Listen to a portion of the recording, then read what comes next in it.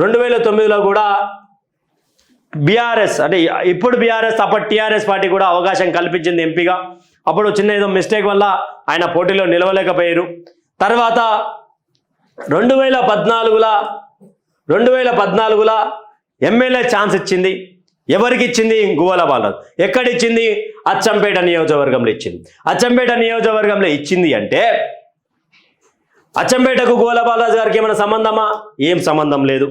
కానీ అచ్చంపేట నియోజకవర్గంలో ఒక తెలంగాణ వాదాన్ని బలపరిచేటువంటి నాయకుడు కావాలి, నిజమైనటువంటి కార్యకర్తకు న్యాయం జరగాలి, ఈ టీఆర్ఎస్ పార్టీల నిజమైన కార్యకర్తలకే పెద్దపీట వేస్తామని చెప్పడానికి ఈ యొక్క బాలరాజు గారిని ఒక ఉదాహరణ చూపించారు. ఆయనది వనపర్తి జిల్లాకు సంబంధించినటువంటి ఆ ఏరియా, వనపర్తి ఆ ఏరియాకి సంబంధించినటువంటి వ్యక్తి. అక్కడ ఫుల్ఫిల్ కావడంతో ఇక్కడ అచ్చంపేటకు తీసుకొని వచ్చారు. ఇక్కడ బీఆర్ఎస్ క్యాడర్ తక్కువ ఉన్నది. అప్పుడు పోటీలు ఉన్నటువంటి టీడీపీ, కాంగ్రెస్, తర్వాత బాలరాజు. టీఆర్ఎస్ ఏడ గెలుస్తుంది అనుకున్నటువంటి నాయకత్వంలో చురుకుతనం బాలరాజు ఎట్లుంటుంది అంటే చాలా వేరే రకంగా ఉంటుంది. ఒక్కసారి చూస్తే 100 మందిలో ఉన్నా కూడా పిలిచే రకం గువ్వల బాలరాజు గారు.